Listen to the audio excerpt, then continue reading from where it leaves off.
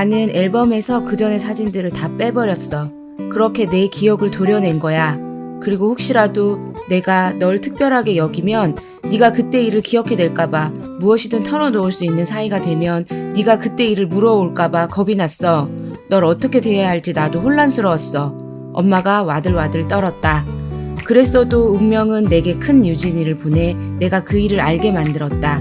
내가 기억하고 있는 편이 나았다. 때로는 상처가 덧나 아프고 힘들더라도 내가 기억하면서 아물게 하는 편이 나았다. 희정 언니의 말처럼 훈장으로 삼든 기운 자극으로 삼든 내가 내게 일어난 일을 겪어나가는 모습을 내 편이 되어 함께 지켜봐 줬어야 했다.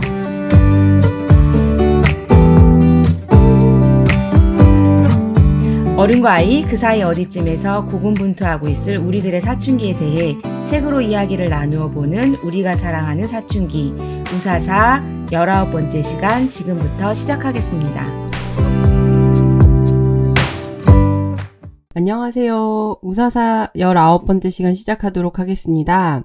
네. 잘 지내셨나요? 저는 냠냠쌤입니다. 네.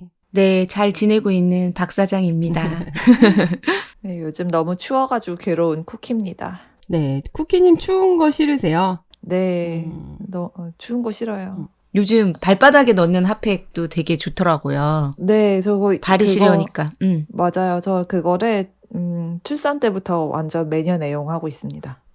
아, 정말요? 발바닥에 넣는 핫팩이 있어요? 그러면 신발 안에다가 네, 신발 넣어야 돼요? 밑창에 붙이는. 붙이는 거예요? 네. 우와. 네, 신기하다. 너무 좋아요.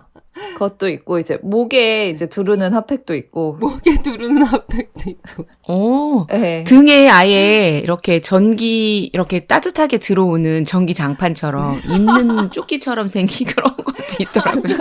나가지 않는 걸로. 그냥 웬만하면 나가지 않는 걸로.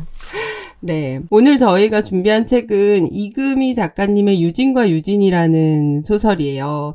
청소년 소설 조금 초창기에 나왔던 소설이지만 여전히 학생들에게 많이 읽히고 있고 공감대도 여전히 좋은 책이라고 생각해서 이번 시간에 이 책 우리 한번 다뤄봐야 되지 않을까 해서 준비했습니다. 줄거리 제가 먼저 말씀드릴 텐데요. 이 책이 화자가 유진과 유진이라는 제목처럼 두 명의 유진이라는 아이의 입장에서 서술이 되고 있죠. 이렇게 챕터가 번갈아 가면서 큰 유진과 작은 유진의 입장에서 서술이 되고 있는데요. 그래서 줄거리를 이제 짧게 큰 유진 입장에서 하나, 작은 유진 입장에서 하나 이렇게 준비를 했어요. 자, 줄거리 먼저 말씀드리고 이제 유진과 유진이라는 이야기 우리 나누어 보도록 하겠습니다. 네, 먼저 첫 번째 줄거리 큰 유진입니다. 유진과 유진이 있습니다. 유치원에서 사람들은 우리를 큰 유진, 작은 유진이라 불렀습니다. 그 일이 있고 나서 작은 유진은 갑자기 사라졌고 나는 작은 유진을 잊고 지냈습니다. 중학교 1학년 나는 다시 작은 유진을 같은 반에서 만났습니다. 그런데 작은 유진은 나를 알아보지 못합니다. 하지만 나는 작은 유진을 신경 쓸 틈이 없습니다. 내 마음은 좋아하는 건우와 단짝 소라, 귀찮은 동생 형진이에게 신경 쓰는 것만으로도 바쁩니다. 사춘기를 이해하는 척하지만 전교 50등 안에 들어야 핸드폰을 사준다는 어이없는 엄마와 딸의 마음을 아는지 모르는지 눈치 없는 아빠 사이에서 나는 비밀이 많은 삶을 사느라 바쁩니다. 어느 날 작은 유진이 물었습니다. 자기를 어떻게 아는지, 무슨 일이 있었던 건지, 네가 아는 작은 유진이 무언가 유치원에서 혹은 어떤 잘못을 저질렀던 건 아닌지. 나는 아무것도 기억하지 못하는 작은 유진이 어이없어서 말해주었습니다. 미친 개한테 물렸는데 물린 사람이 잘못이겠어? 미친 개 잘못이지. 작은 유진과 내가 다녔던 유치원 원장은 다정하고 친절했습니다. 어느 날 낮잠 시간 원장 선생님은 따로 재밌는 놀이를 하자고 나를 데리고 나갔습니다.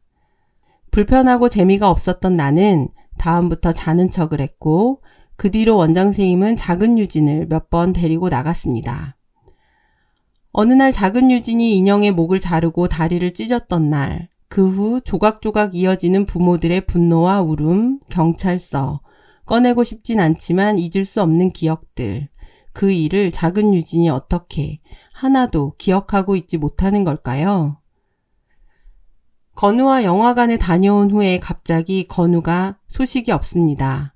나의 웃는 모습이 좋다고 한 건우가 이제 그만 만나자고 합니다. 건우가 어렵게 꺼낸 말은 엄마가 그런 경험이 있는 아이는 문제가 있다고 라는 말입니다. 그러네. 나는 울음이 터져 나왔고 나를 바라보고 있던 엄마의 손은 부들부들 떨리고 있습니다. 무엇이 잘못된 것일까요? 두 번째 줄거리 작은 유진입니다. 깜깜한 밤 나는 학원차에서 내립니다. 중학교에 처음 등교한 날 키가 큰 어떤 아이가 마치 나를 알고 있다는 듯 아는 척을 합니다. 그리고 나에게 작은 유진이라고 멋대로 이름을 붙여 부릅니다. 집으로 들어가는 엘리베이터는 항상 커다란 괴물 같습니다. 나를 삼키려고 하지만 나를 도와줄 수 있는 사람은 없다는 공포. 전교 1등 성적표를 받아온 날 아빠가 말합니다. 1등은 하기보다 지키기가 어려운 거야. 할머니가 말씀하십니다. 그럼 지가 공부라도 잘해야지 공부도 못하면 어디에 쓰누. 수학여행에서 제법 논다는 아이들이 내 입에 술을 부었고 담배를 건넸습니다. 수치와 모멸 속에서 잠시 정신을 잃었다가 내 잘못이 아니야 하는 생각이 들며 눈이 떠졌습니다. 눈물이 흘렀습니다. 그 후로 시도 때도 없이 비명처럼 그 말이 튀어나오려고 합니다. 내 잘못이 아니야, 아니라고. 마음 먹고 큰 유진에게 물었습니다. 혹시 네가 알고 있는 그 작은 유진에게 무슨 일이 있었던 거냐고. 큰 유진은 내가 기억하지 못하는 이야기들을 쏟아냅니다. 모든 게 혼란스러웠고 나는 내 몸이 혐오스럽습니다. 몸에서 벌레가 기어다니는 듯한 느낌이 들어서 샤워 타월로 박박 몸을 문지르는데 갑자기 수증기 넘어 꼬마 여자아이의 몸을 박박 닦는 엄마의 얼굴이 보입니다. 나는 아빠의 담배를 훔쳤습니다. 공포에 질린 아이의 모습이 떠오릅니다. 칼로 도려낸 듯 생각나지 않는 기억이 불면의 밤들을 만들고 있습니다. 나는 더 이상 학원에 갈 수도 없고 시험을 잘 볼 수도 없고 이 집에 살고 있는 사람들과 잘 지낼 수도 없습니다. 이제 나는 어디로 가야 할까요? 네, 줄거리는 여기까지입니다. 유진과 유진이라는 책이 처음에 이제 무슨 이야기일까 되게 궁금했어요. 근데 생각보다 우리 현실에 있지만 마주하고 싶지는 않은 이야기를 담고 있죠. 하지만 그래도 우리가 마주해야 되는 이야기. 어떠셨어요? 저는 어른들의 잘못으로 상처를 아는 모든 아이들에게 건네는 책이다라는 생각이 들었어요. 그래서 네 잘못이 아니야 라는 말을 듣지 못하고 있을지도 모르는 누군가에게 그 말을 해주고 싶은 책이 아닌가, 이런 느낌이 이제 전체적인 책의 느낌이었거든요.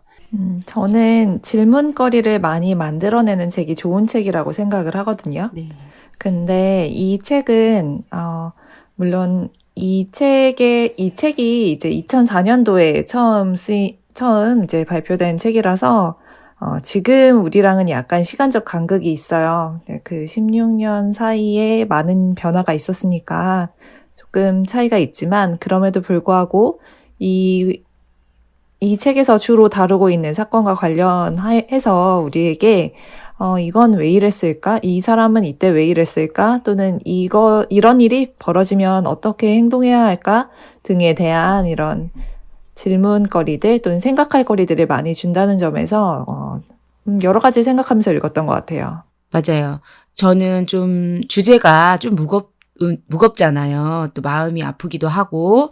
근데 지금 2020년인가 개정판이 나왔잖아요. 그래서 거기 작가님 말씀을 보면 그 작가님 딸이 8살 때 이런 일을 겪으셨대요. 그래서 16년이 원래 처음 나왔을 때는 그런 말씀 안 하셨는데 16년이 지나서 딸이 이제 훌륭하게 성장하고 딸이 내가 이런 일을 겪었다는 거 말을 해도 좋다. 나는 나의 상처를 극복했다.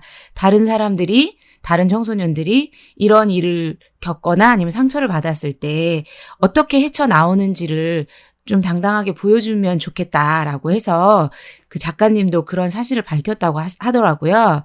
그래서 보면 아까 냠냠쌤님이 말씀하신 것처럼 어떤 성에 관련된 상처나 그런 거보다는 좀 폭넓게 생각해서 상처를 받고 있는 모든 사람들에게 위로가 되는 책이지 않나 그런 생각을 했어요. 아마 이제 이게 단지 어떤 성폭력이나 이런 문제가 아닐지라도 아이들의 마음을 굉장히 디테일하게 짚는 부분이 있는 것 같아요.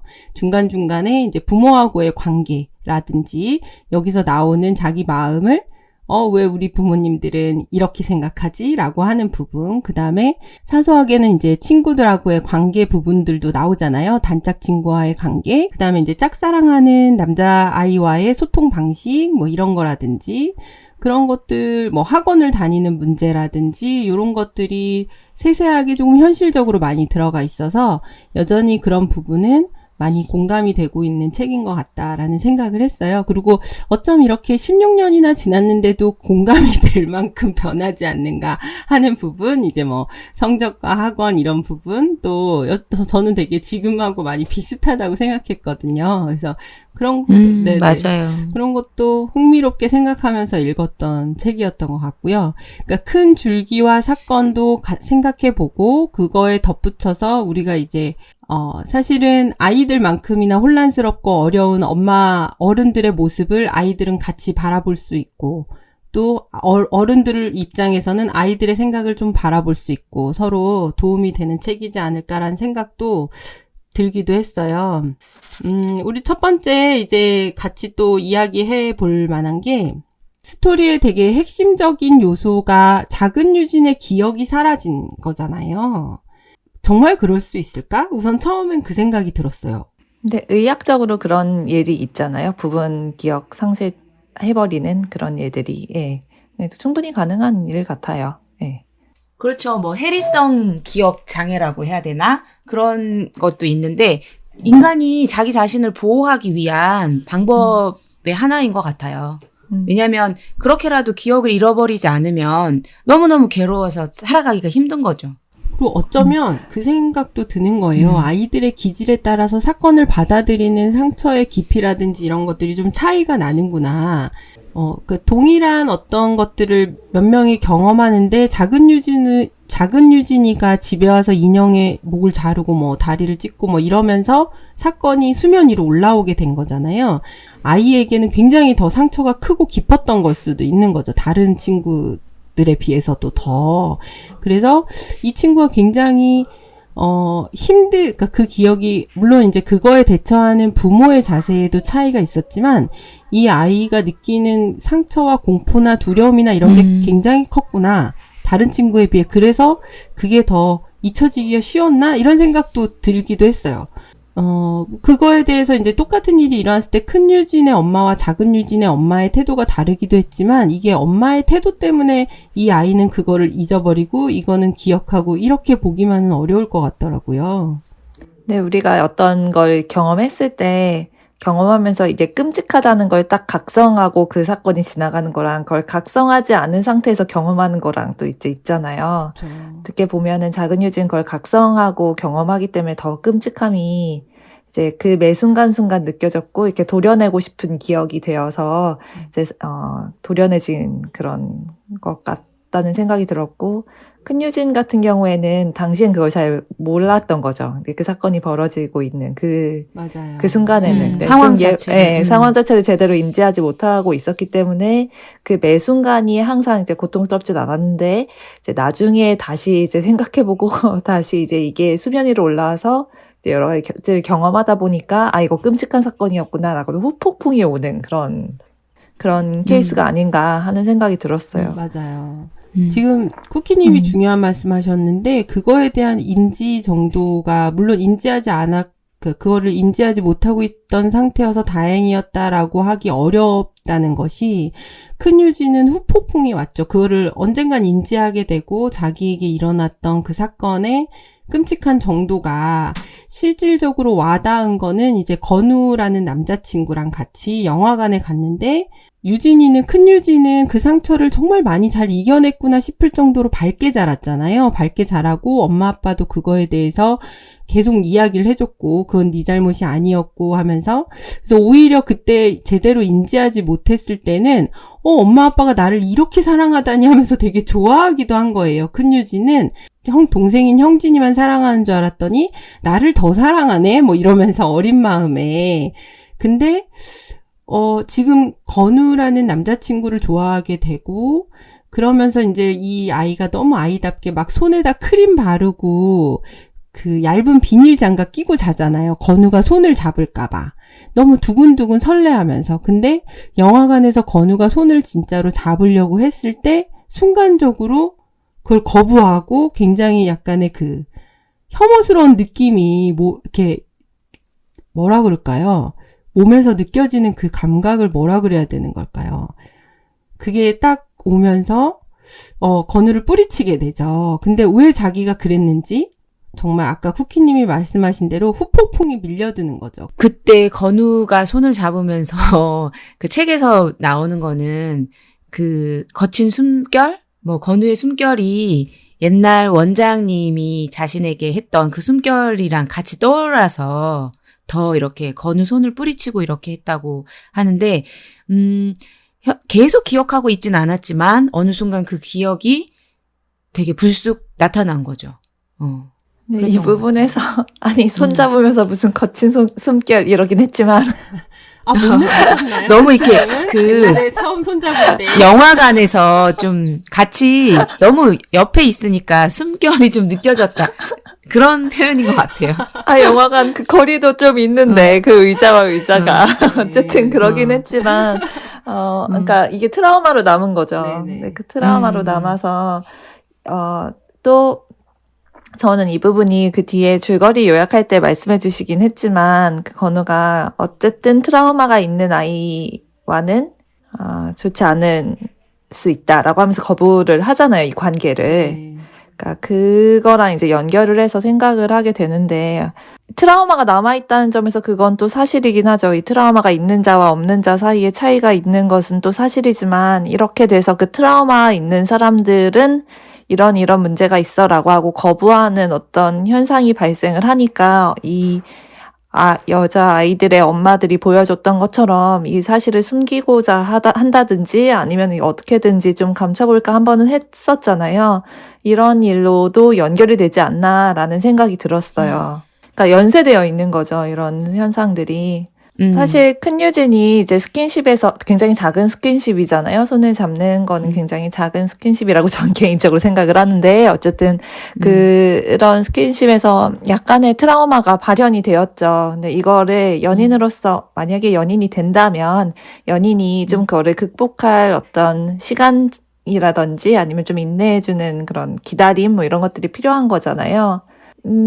트라우마가 없는 사람이랑은 그런 준비를 하거나 그런 과정을 거치지 않아도 됐을 수 있는데 이제 그런 트라우마가 있는 사람이기 때문에 이런 것들을 함께 견뎌야 한다라는 것이 이제 어떤 거리감을 더 만드는 게 아닐까라는 생각도 들고. 근데 생각해보면 우리가 이런 사고 여러 가지 사고 중에서 특히나 이제 성과 관련된 사고에 훨씬 더 민감하잖아요. 그러니까 이런 거예요. 우리가 사실 트라우마가 없는 사람이 있을까 싶어요. 살면서. 그리고 다들 이렇게 연애도 해보시고 결혼도 해보시고 이렇게 좀 살다 보면 완벽하게 정서적으로 트라우마도 없고 어떤 자격지심도 없고 그런 사람은 없잖아요. 근데 이제 그 부분들이 딱 명시화되지 않았을 뿐이거나 혹은 이제 그게 민감하게 생각하지 않았을 뿐인 어떤 부분 혹은 이제 단순하지 않고 딱 하나로 이름 그러니까 명명을 성폭력 이렇게 명명하지 않았을 뿐인 어떠한 성격적 결함은 누구나 다 가지고 있다는 거예요. 다른 사람의 어떤, 우리가 이제 다른 사람을 수용할 때, 이 다른 사람을 우리가 얼마나 수용할 수 있는가에 대한 지표가 있어요. 네, 이거를 사실은 다문화에서 다문화 수용성 지표를 만들 때 많이 사용을 하는데, 이 다른 사람이 나한테 얼마나 가까이 와도 괜찮은가에 대한 수용지표거든요. 이제 하나는, 그러니까, 나의 이웃이어도 된다고요. 또 다른 하나는, 나의 동료여도 된다. 그 사람을 나의 가족으로 받아들일 수 있다. 그 사람과 결혼할 수 있다. 내 아이의 배우자가 돼도 난 괜찮다. 이런 식으로 이제 점점 그 관계에 적으로 그 가깝게 질문을 만들어서 어디까지 용인이 가능한가를 표시하는 지표가 있어요. 근데 우리가 말을 할 수는 없지만 내심 그런 지표를 가지고 있다는 거예요. 그렇죠. 그 관계라는 건 사실 경계들이 있잖아요. 어느 경계까지 이 사람이 수용이 되는가. 그 건우 엄마가 그랬죠. 사실 그 유치원에서 그 일이 터졌을 때 건우라는 아이는 이제 남자아이고 그 아이의 엄마가 사회운동을 하시던 분이셨고 청소년 상담? 네네. 그래서 그 일이 일어났을 때 그거를 굉장히 적극적으로 같이 대처를 해주셨던 거예요, 당시에는.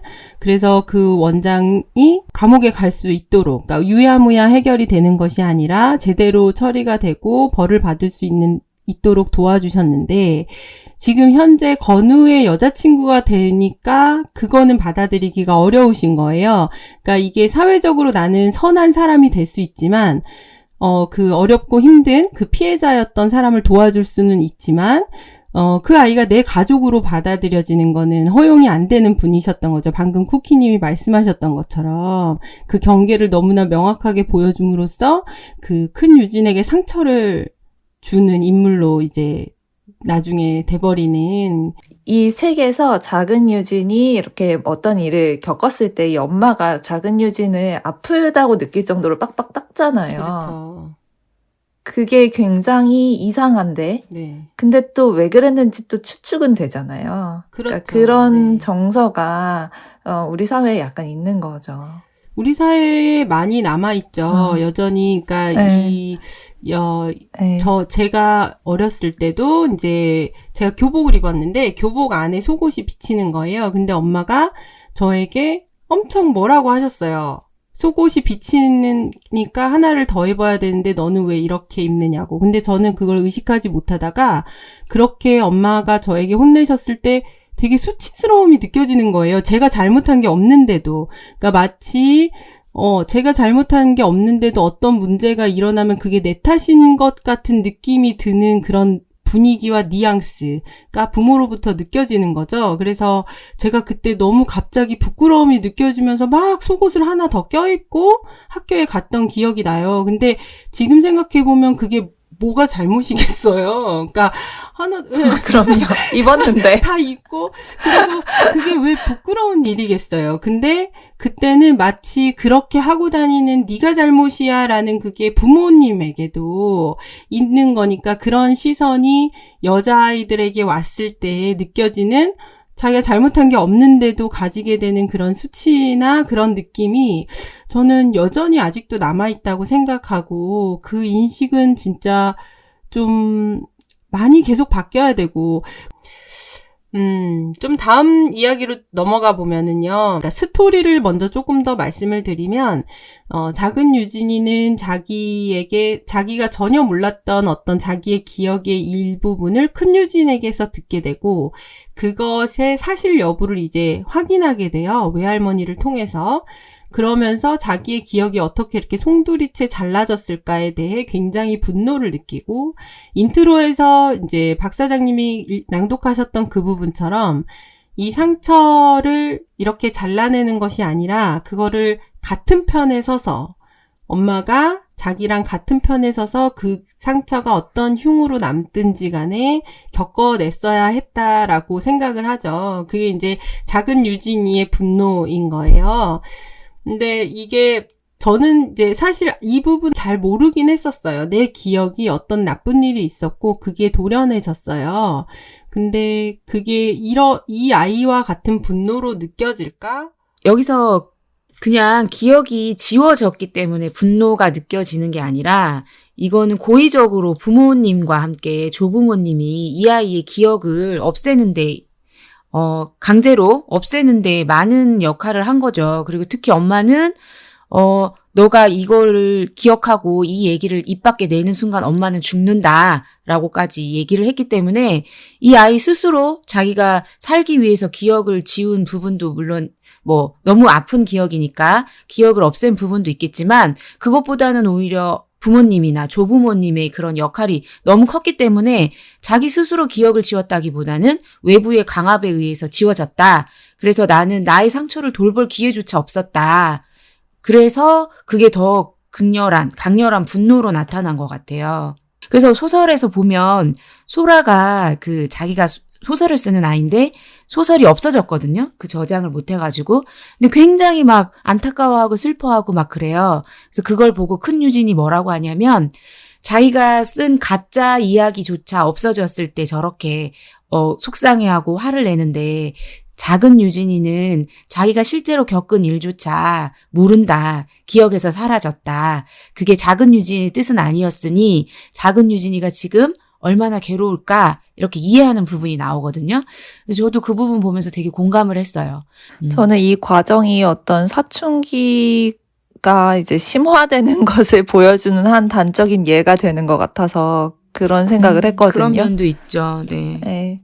그러니까 부모가 어떤 아이가 아직 아이가 아직 조금 미숙하다고 판단이 될 때 아이가 부모가 뭔가를 선택하고 인도해 주잖아요. 근데 그 선택하고 인도해 준 그 결과나 과정이 훗날 아이에 의해서 재평가될 때, 재판단될 때 이 사춘기가 심화된다고 생각이 들어서 그래서 요거는 그런 생각을 하면서 읽었던 것 같아요.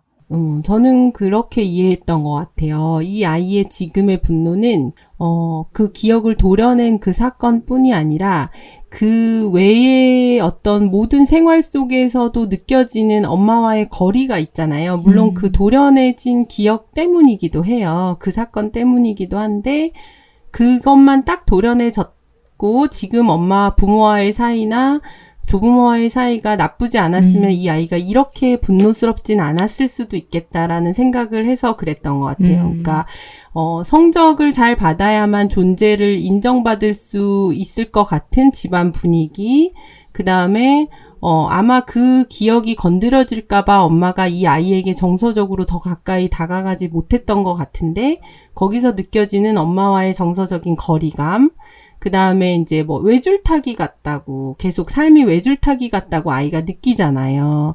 그런 것들이 쌓이고 쌓여있는 상태에서 자신의 도려내진 기억이 들추어졌을 때 느껴지는 분노가 굉장히 극대화된 게 아닌가, 이런 생각이 들더라고요. 맞아요. 복합적인 상황인 것 같아요. 이 아이한테는.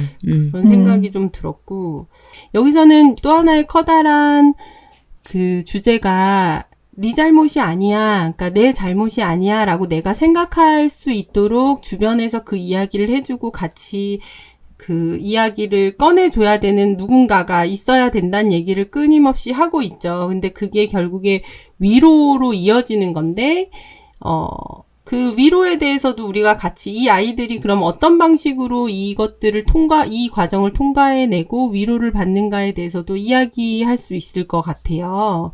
어려운 일이긴 하지만. 그렇게 보면 저 이 책이 처음 나왔을 때 2004년도 그쯤에 저는 이 책을 처음 읽었거든요. 그때 너의 잘못이 아니야 라고 이렇게 해주는 이 말이 조금 신선했어요. 그때는. 굉장히. 왜냐면 저희가 이제 아까도 말했지만 사회적인 분위기가 많이 변하기는 했지만 그 당시는 어떻게 생각하냐면 네가 뭐 옷을 그렇게 입었으니까 너는 그렇게 당한 거야. 뭐 네가 그렇게 밤에 늦게 돌아다니니까 그런 일을 당했지. 이런 분위기였거든요. 지금도 물론 이제 좀 그런 게 아직 완전히 없어졌다고는 말할 수 없지만 근데 그때는 정말 네 잘못이 아니야. 네가 이렇게 한 게 아니야. 사고야 단순히 또는 뭐 나쁜 사고를 당한 거야 또는 그 나쁜 놈들이야 뭐 이렇게 해주는 이게 되게 신선하고 그리고 또 큰 위로가 됐고 근데 지금은 그에 비해서는 이러한 생각들이 되게 보편화됐죠. 많이 사회적으로도. 그래서 정말 다행이라고 생각하고 그리고 이런 문제를 꺼내서 이야기할 수 있다는 것도 좋은 것 같아요. 남녀 구분 없이 누구나 다 같이 이야기할 수 있다는 것 자체가 그리고 저희가 지금 이 소설의 주인공이 유진과 유진이다 보니까 뭐 여학생들, 여성 이렇게 생각을 많이 하고 이야기를 많이 하고 있는데요. 뭐 근래에는 뭐 근래뿐만 아니겠지만 남학생들, 뭐 남성들도 이렇게 성폭력이나 성추행에 되게 노출이 많이 되어 있다고 해요. 그래서 꼭 한 성에 국한시켜서 보기보다는 그냥 넓게 생각해 보는 것도 필요할 것 같아요. 저도 그렇게 생각해요. 오히려 더 이야기를 꺼내기 어려운 측면도 있어요. 그러니까 남성들의 경우는 그 이야기를 하는 것 자체가 굉장히 이제 그런 체면이나 어떤 사회적인 시선이나 이런 데 있어서 그러니까 더 자유롭지 못한 것도 사실이긴 한 거예요. 그래서 그런 부분도 같이 우리가 함께 이야기하는 건 중요한 것 같고요. 여기서 아까 이제 위로 얘기가 나왔는데, 물론 부모에게 받는 위로가 큰유진은 컸는데, 부모가 줄 수 있는 위로가 있고, 그 다음에 어떤 비슷한 경험을 했던 사람이나 혹은 친구, 또래 집단에서 받는 위로가 또 다른 영역을 차지하고 있구나라는 것도 책을 통해서 알게 됐어요. 그래서, 여기서 보면은 큰 유진하고 작은 유진이 서로 위로하는 장면이 나오는데, 엄마가 화낼 때보다, 엄마가 껴안아 줄 때보다 작은 유진이 내 말을 듣고 잡고 있던 손이 부르르 떨리는 걸 느꼈을 때 어느 때보다 위로가 되었다라고 큰 유진이 서술하는 부분이 있거든요. 그리고 이제 큰 유진이 작은 유진을 이해하는 부분도 있어요. 그러니까 아무리 안 좋은 일이었다고 해도 자기가 겪은 일을 기억할 수 없다면 얼마나 기막힐까? 다시 그 일을 기억해내는 일이란 이미 아문딱지를 뜯어내고 안의 상처를 보는 일과 같을 거다. 다 나은 줄 알고 있던 상처가 딱지 속에서 곪고 있을지 구더기가 득실거릴지 그걸 들여봐야 하는 작은 유진이는 얼마나 기가 막힐까 라고 이제 작은 유진의 마음을 너무 정확하게 이해하는 거예요. 큰 유진이. 근데 요즘 아이들이 사실은 근데 코로나 때문에 많이 못 나가고 거의 2년 가까이를 또래 집단과의 관계가 원활하지가 않아서 좀 이제 그게 갑자기 이제 같이 겹치면서 안타까우면서 아이들에게 참 중요한 이 세상을 잘 가꿀 수 있게 도와주고 싶다. 이런 생각도 많이 들더라고요. 그래서 제목이 유진과 유진인 거죠. 제목의 상징성이 또 있는 것 같아요. 왜냐면 서로 이렇게 우리가 서로 이름이 다르지만 또 공감하면서 살아가잖아요. 근데 그거를 되게 극단적으로 이름이 똑같은 유진과 유진, 큰 유진, 작은 유진 이렇게 해가지고 그 또래의 관계를 굉장히 상징적으로 많이 보여주는 것 같아요. 중요성을. 그래서 제목이 되게 상징적이다 이런 생각을 했어요. 우리 또 더 얘기할 만한 거 있을까요? 그냥 제가 이 소설을 읽었을 때는 되게 문장이 너무 좋은 거예요. 뭐 여기 보면 뭐 아이들이 중2가 돼가지고 그거를 뭐라고 묘사했냐면 교복의 소매뿌리처럼 약간은 닳았으며 치마의 엉덩이 부분처럼 조금씩은 뺀질뺀질해진 모습으로 2학년이 되었다. 뭐 이런 거나 귀여워요. 아니면 네. 너무 귀엽죠. 문장이 되게 좋았는데 또 그 엄마와 작은 유진의 관계를 뭐라고 했냐면 뭐 아무리 예뻐도 좋아해선 향기가 나지 않는 네. 것처럼 나는 엄마에게 사랑을 느낄 수가 네. 없다. 그 작은 유진과 엄마의 관계를 되게 좋아해서 향기가 나지 않는 걸로 딱 묘사를 한다던가. 그게 작가의 시선인 것 같아요. 그 작가님이 아이들을 바라보는 시선이 어떤지를 좀 느끼게 해주는 것 같고, 그리고 아이들 편에 많이 서서 서술을 하고 계세요. 그래서 아이들이 이 책을 읽으면 즐거워하지 않을까. 그러니까 저도 이렇게 막 메모해 놓은 게 있어요. 그러니까 이런 거예요.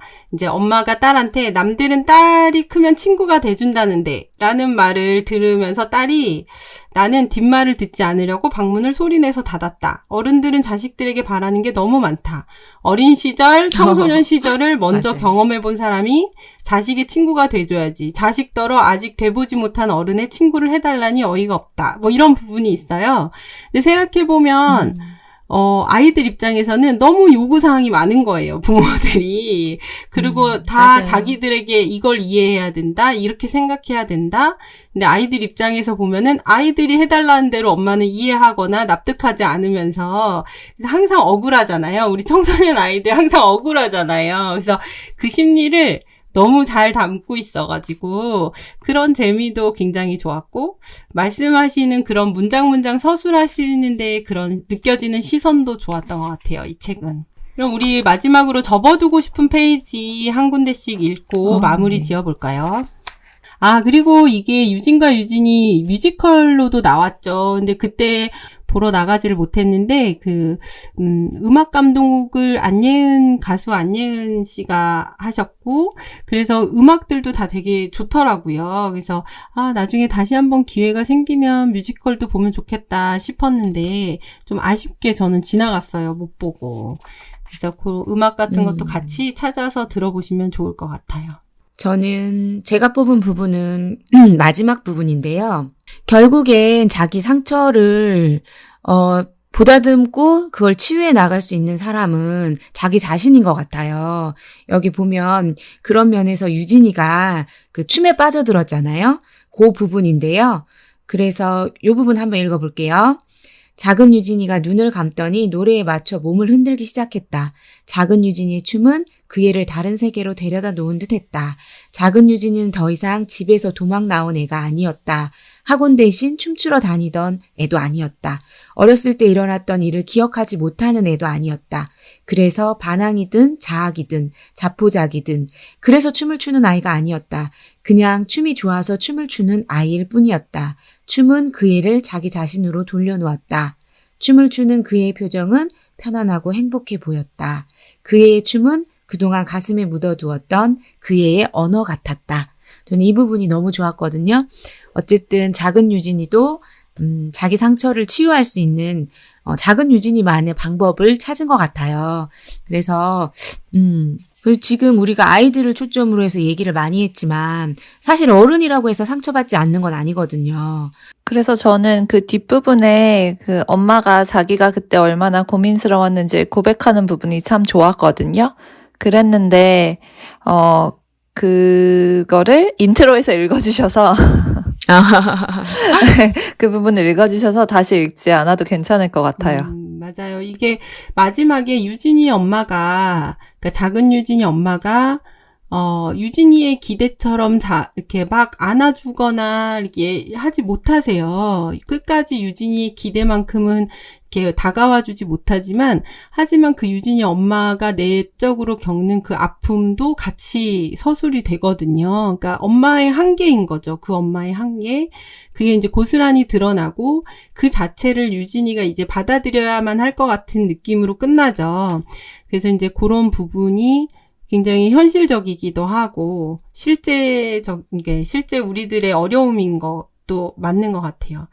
저는, 220쪽에 큰 유진에게 이제 단짝 친구 소라가 하는 말이에요. 그 소라의 남자친구는 성호였는데 그 친구 둘은 손을 잡았거든요. 그래서 이제 그 얘기를 해주는 건데, 성호가 손잡으려고 할 때 사실은 겁났어. 은근히 기대하고 있었는데 막상 손을 잡으니까 이래서는 안 될 것 같고 막 이상하더라. 초딩 때 남자애들하고 장난치거나 체육 시간에 손잡는 거랑 극장에서 남친이랑 잡는 건 좀 다른 것 같아. 왠지 나쁜 짓 하는 기분이 들었거든. 그래서 곰곰이 생각해 봤는데 우리가 아무것도 모르는 어린애도 아니고 그렇다고 스킨십을 마음대로 해도 되는 나이도 아닌 어중간한 때라서 그런 것 같아. 그러니까 너한테 그런 일이 없었다고 해도 지금은 건우랑 손잡는 게 마냥 좋지만은 않았을 거야. 우리가 나중에 커서 사랑하는 사람 만나면 그때는 손잡는 것보다 더한 걸 해도 행복하고 황홀할 거야. 이렇게 얘기를 해주는 부분이에요. 그래서 이게 이 나이 때, 그러니까 우리가 중고등학교 아이들이 정말 제가 이때 아이들을 많이 사랑하는 게 가장 어중간한 나이인 거예요. 그래서 가장 어려운 거죠. 이렇게도 못하고 저렇게도 못하고 참 쉽지 않은 나이.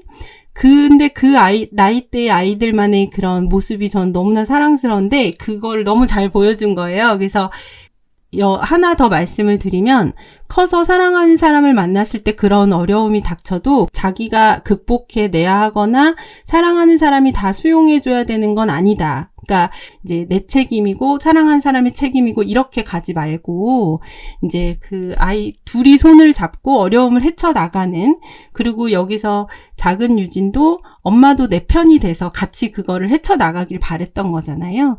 우리 감사한 마음으로 책 읽었고요. 또 이렇게 같이 이야기 나누어 주셔서 박 사장님하고 쿠키님께도 감사한 마음으로 네, 마치는 인사를 드리도록 하겠습니다. 청취자 여러분께도 감사드립니다. 감사합니다. 다음 시간에 또 만나요. 감사합니다.